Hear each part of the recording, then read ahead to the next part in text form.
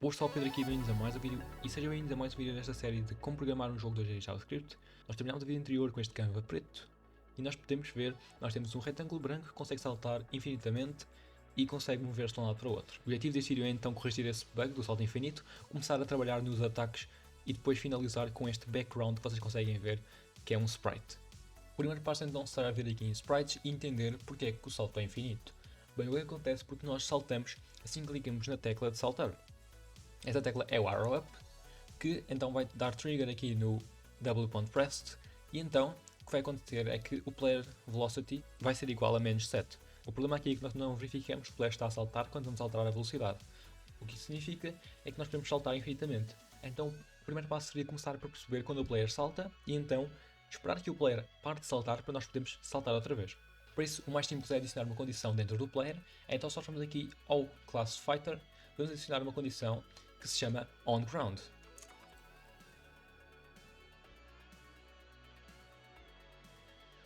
E como o nome indica, o que o onGround vai dizer é se o player está ou não no chão. Sabendo que ele está no chão, sabemos que ele pode saltar. Caso o player não esteja no chão, então significa que ele não pode saltar.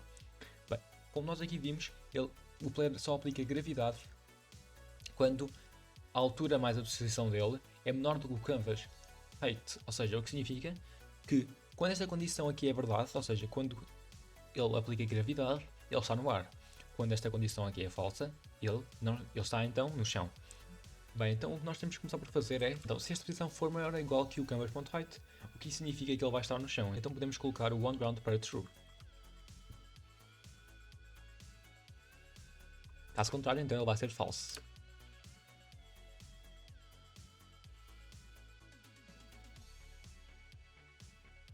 Mas deixamos as coisas assim, o que significa é que nós podemos deixar esta onGround aqui em baixo, simplesmente. Ou seja, esta condição aqui, ela simplesmente pode ser substituída por esta e nós colocamos aqui em baixo. O que acontece é que no caso do onGround nós temos que ter em conta que às vezes nós temos valores que não são inteiros. Ou seja, ao ter valores não inteiros, o que vai acontecer é que vai haver posições em que o nosso onGround vai falhar e então nós vamos estar no chão, ou aproximadamente no chão, mas nós não vamos conseguir saltar. Então para nós resolvermos esse problema com os inteiros, nós criamos uma condição à parte e nós fazemos um met.seal. O que isso significa? E o que o met.seal vai fazer é que ele vai arredondar todos os valores para cima. Então, por exemplo, se nós tivermos um valor que é 0,2, o valor fica 1, se for 0,5, o valor fica 1. Isto aqui vai arredondar para cima e vai garantir, assim como este valor é igual, que nós não vamos ter qualquer problema nem qualquer bug quando nós temos valores que não são inteiros. E nós podemos já verificar isso, mas para isso nós temos que adicionar essa condição aqui ao nosso controls. Porque nós estamos a trabalhar com algo que faz parte do player, eu vou então criar uma função jump. E nesta função eu vou então alterar a velocidade do player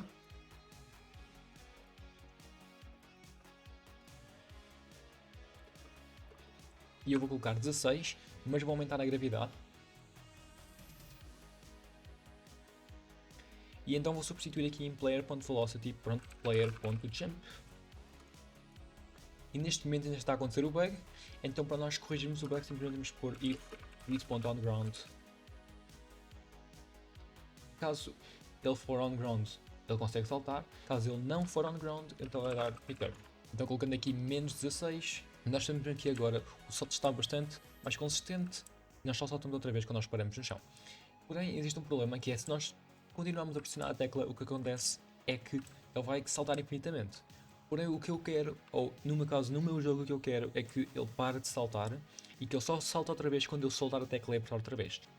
E bem, como é que eu faria para resolver isso? Nós temos que ter então em conta quando o player solta a tecla.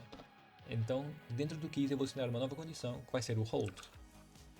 O hold significa segurar ou então pressionar, né, quando ele está com a tecla pressionada. E nós sabemos que quando ele aperta a tecla, o keys.w.hold ele vai ser true. E nós sabemos que quando ele solta a tecla, o keys.w.hold ele vai ser false. Sabendo disso, nós podemos então fazer aqui keys.press e quando ele não estiver a segurar a tecla, ele vai estar então a saltar. E dessa forma, eu tenho que obrigatoriamente clicar várias vezes para saltar. No entanto, é muito comum que se nós tentarmos apertar o botão de W para saltar, ele não vai saltar na maior parte das vezes. Isso acontece novamente devido ao bug dos números inteiros e dos números decimais. Por exemplo, quando nós vamos aqui em sprites, ele vai estar constantemente a tentar adicionar a gravidade, e a gravidade então é 0,6. Então ele vai estar sempre a adicionar a gravidade. Então se nós apertarmos o botão e acontece que nesse momento ele está a tentar adicionar a gravidade, então vai acontecer um bug, e por não ser o número inteiro, ele aqui no on ground ele não vai estar true, então ele não vai saltar. Então para resolver isso é uma coisa muito simples. Como nós já sabemos quando ele está no chão, nós não temos que estar a adicionar gravidade infinitamente. Nós só precisamos adicionar a gravidade quando ele está no ar. Então, mais simples que isso simplesmente agora é pôr um if e colocar div.onGround, e agora sim adicionamos a gravidade. Só adicionamos a gravidade quando ele não está no chão, ou seja, quando ele está no ar. Desta forma, se nós agora formos ver o jogo, vocês podem ver que ele vai estar a saltar normalmente, cada vez que eu aperto ele vai saltar e não vai acontecer bug nenhum, e já não está a saltar infinitamente. Bem, agora que os saltos estão resolvidos, vamos agora passar para a nova parte, que é os ataques. O ataque nada mais é que nós percebermos qual é a hitbox do player que vai conseguir atacar o inimigo. Vejam os ataques como se fosse um retângulo à frente do player. Esse retângulo ele está mais à frente, ou seja, ele é acentuado para a frente. E quanto mais largo, ou seja, e quanto mais comprido ele for o retângulo, mais range o player tem para atacar. Ou seja, nós temos que criar uma attack box que, quando essa attack box, por exemplo agora em vermelho, colide com um outro player, e caso o player esteja no mesmo sítio que essa attack box, ele então vai ser atacado. Caso contrário, o ataque simplesmente para e o player não acerta ninguém. Para explicar isso com código, nós vamos então adicionar aqui uma propriedade chamada attack box.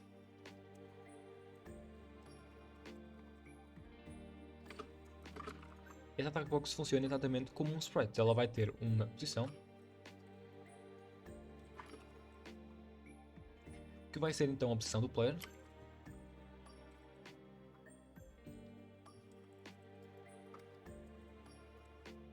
isso porque a attack box ela vai ser relativa à posição do player.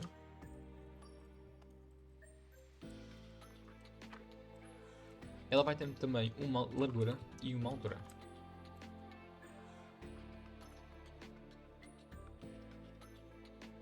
Para a largura eu vou colocar, por exemplo, um valor de 125, e para a altura eu posso, por exemplo, colocar de 50. Se formos renderizar essa attack box, vamos aqui em Draw e podemos desenhá-la usando if this.attackbox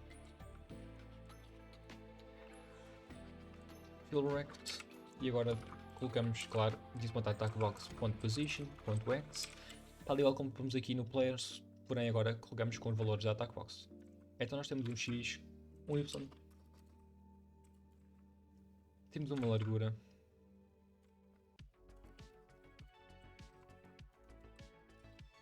e claro temos uma altura. E só para não ficar a mesma cor, vamos colocar uma cor vermelha. Ou seja, pronto, rate, vamos colocar mesmo red.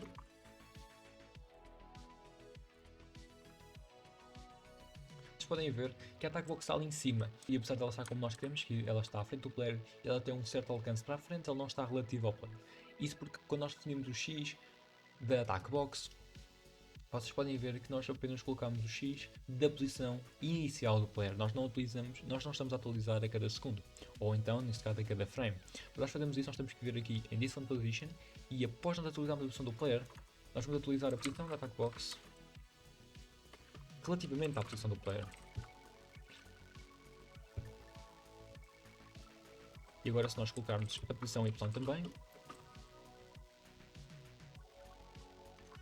vocês podem ver que agora ele atualiza e ele está diretamente a acompanhar o player.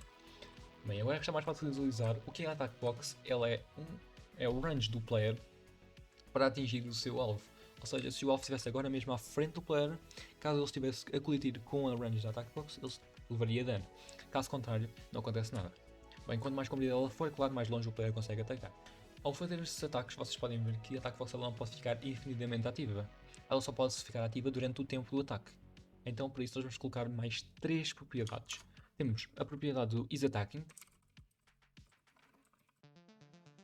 que vai definir se o player está ou não a atacar. Temos a propriedade do isOnAttackCooldown, que vai definir se o player está em cooldown, e, claro, a propriedade do attack cooldown.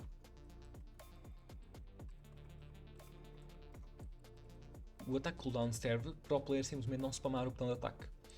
Tem que haver estratégia no jogo, claro. Ou seja, o que vai acontecer é que o player pode atacar e vai ter que esperar alguns segundos, ou então neste caso milissegundos, para poder atacar novamente. O valor que eu descrevi foi aqui de 500 milissegundos, que é meio segundo. Por isso vocês podem alterar este valor como vocês quiserem, isso é com vocês. Mas o que vai acontecer é que enquanto o player ataca, ele vai esperar 500 milissegundos até ele poder atacar outra vez. E isso vai ser definido pelo on attack cooldown.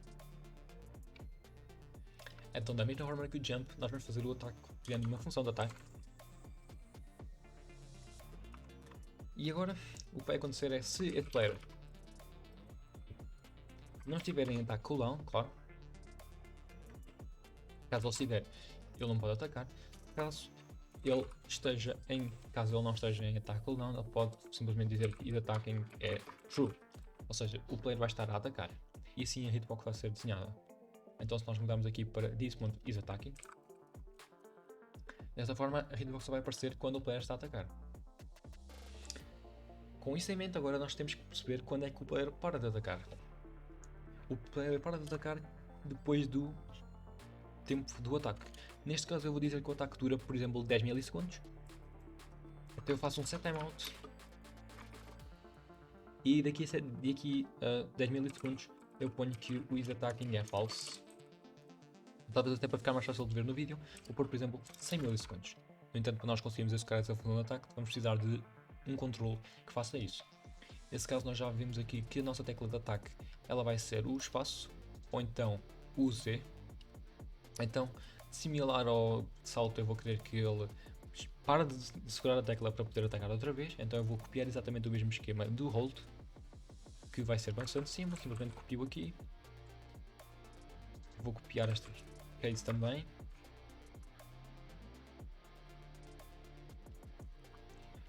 Porém aqui troco espaço Z. E aqui em vez de ser W é space. E da mesma coisa aqui embaixo. E agora nós temos aqui o controls de movimento. Se eu fizer aqui um attacks,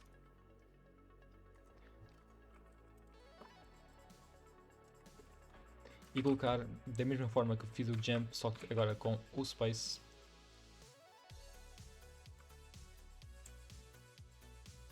e player.attack, nós vamos ver agora no jogo, se nós apertarmos a barra de espaço ele vai atacar e vai desaparecer depois de 100 milissegundos. O que significa que o ataque está a funcionar. O problema agora é que se eu clicar na tecla infinitamente, vocês podem ver que ele vai dar milhões de ataques, ou quantos ataques eu conseguir apertar. Se nós prevenirmos isso, vamos usar então o ataque cooldown, que significa que quando ele ataca, para além de dizer que ele está is attacking, ele também vai estar automaticamente colocado em ataque cooldown. Então este vai ser true. No entanto, ao contrário do is attacking, o que vai acontecer é que ele não vai desaparecer imediatamente, ele vai desaparecer depois de algum tempo. E esse algum tempo vai ser então o que nós definimos aqui em cima, são os 500 milissegundos do próprio ataque cooldown. Então nós temos que copiar isto e colar aqui em baixo, ou seja, daqui a 500 milissegundos o on attack cooldown vai estar false, então ele vai poder fazer o ataque novamente. Como vocês podem ver aí no jogo, então, se nós tentarmos apertar o mais rápido que conseguimos, ele vai obviamente sempre esperar os 500 milissegundos. E por último lugar, então, nós vamos trabalhar o sprite do background. Neste caso, eu já tenho aqui o sprite que eu quero, está aqui dentro de Assets Background e está aqui o placeholder. Se vocês ainda não tiverem nenhum background pensado aí para vocês, lembrando, vocês têm que obedecer ao game aqui with height, vocês têm que ter uma imagem com esta proporção para vocês conseguirem colocar no vosso jogo. Se vocês não tiverem nenhuma imagem, vou deixar esta aqui na descrição para ter mais fácil para vocês, mas eu recomendo que vocês tenham. Vocês tenham a vossa própria imagem, mas se vocês não tiverem, eu tenho esta aqui na descrição para vocês baixarem. E nós vamos agora tratar dessa parte do sprite. Então antes de começar a programar, nós vamos tentar pensar o que é um sprite. Um sprite é exatamente a mesma coisa que este fighter aqui. No entanto, este sprite ele vai ter uma propriedade especial que vai ser uma source, ou seja, vai ser uma imagem. Então se nós começarmos aqui, começamos pela constante, que provavelmente parece ser a coisa que faz menos sentido, nós vamos começar para nós termos uma ideia do que vamos criar. Então o que nós vamos criar vai ser uma const background, provavelmente, que vai ser um novo sprite. Este sprite ele vai ter uma posição, ou seja, no caso como o sprite se trata do background, ele vai começar na posição 00.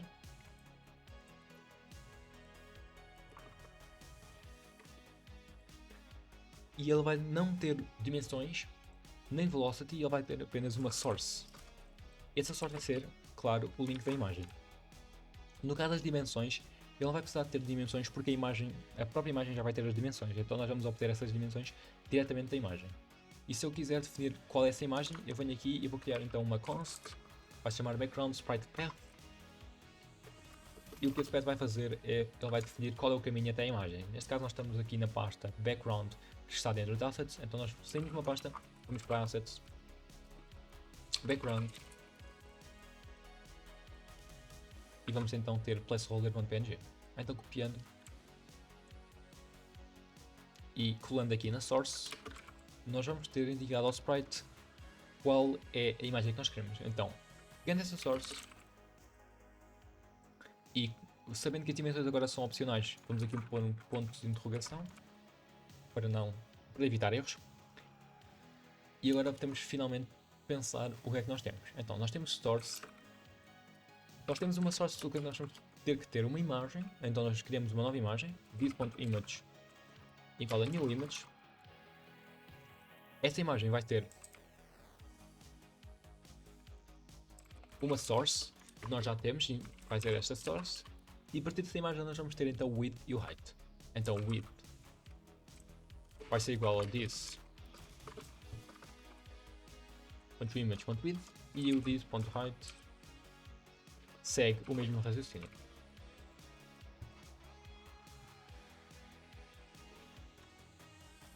Com a imagem, nós agora podemos começar a trabalhar a função draw que vai desenhar essa imagem. Ao contrário do fill rect, nós agora não temos uma cor que nós queremos desenhar, nós temos uma imagem, então nós não podemos utilizar esta função. Vamos utilizar outra função chamada draw image. Porém, nós temos que definir quando é que nós vamos usar essa função. Nesse caso, só vamos usar essa função quando houver uma imagem. Então, se if this.image, nós sabemos que vamos usar essa função. Caso contrário, como placeholder, vamos deixar esta fill rect, apesar de ser raro nós colocarmos algum retângulo sem nenhum sprite no jogo, ela está lá para caso nós precisamos de simplesmente desenhar um elemento na tela e nós sabemos, não temos qualquer solução para ele.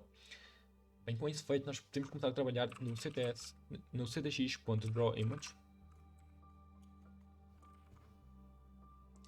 E agora vamos escrever como é que... E agora vamos começar a utilizar essa imagem. Como vocês podem ver, aqui o VS Code já dá aqui um suporte que vai ensinar-vos a usar a imagem. No caso, nós vamos usar aqui este segundo e ele explica simplesmente o que nós temos que fazer. Nós temos uma imagem, que é o this.image, temos o dx, dy, que é a posição onde nós vamos começar a desenhar, que é tal como está aqui no direct, vai ser o this.position, e o dw, height, ou seja, o dwidth, height, que vai simplesmente dizer qual é a altura e qual é a largura. No caso, pronto.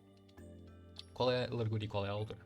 Então se eu puser this.image, aqui, esta é a imagem que nós queremos desenhar.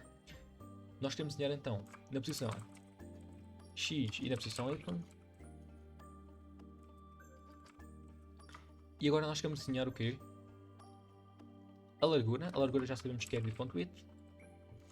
E a altura, this.height. E agora, se formos em game e nós colocarmos aqui antes do player, ou seja, nós queremos que ele esteja desenhado antes, ou seja, por trás do player, nós colocamos background.update e agora, como vocês podem ver, o jogo já tem o próprio background, que é a coisa mais simples, foi a coisa mais simples de desenhar o background de trás. Vocês podem ver, aqui o background já está posto, o salto está arrumado e nós temos os ataques. Vocês podem ver, podemos atacar e é isso. Vamos por terminado este vídeo. Muito obrigado por terem assistido até aqui. Se vocês gostaram do vídeo e quiserem ver mais, não se esqueçam de subscrever e dar like. E acabei no momento em que eu estou agora a gravar este vídeo. Muito obrigado pelos 500 inscritos. Nunca pensei que ia chegar em 500 inscritos, mas muito obrigado. Eu não estava nada à espera que 500 pessoas quisessem ver os vídeos e para mim, pronto, isso não é surreal ainda. E ainda mais surreal é 20 mil views no canal e eu não sei como.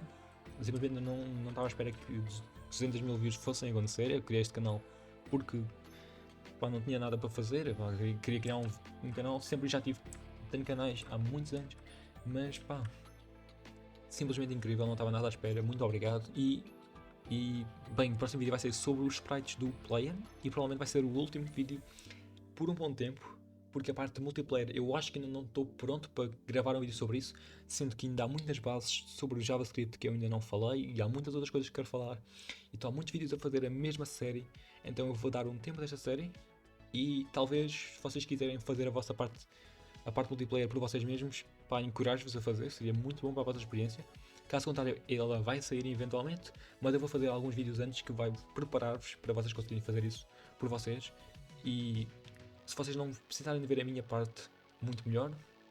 Se vocês querem fazer por vocês e depois querem ver como é que eu fiz, também incrível. Se vocês precisarem de ajuda, não se esqueçam de, pá, escreverem nos comentários a vossa dúvida ou então adicionarem-me no Discord, vai ser muito mais fácil para falar com vocês. E é isso, vemos no próximo vídeo. Adeus.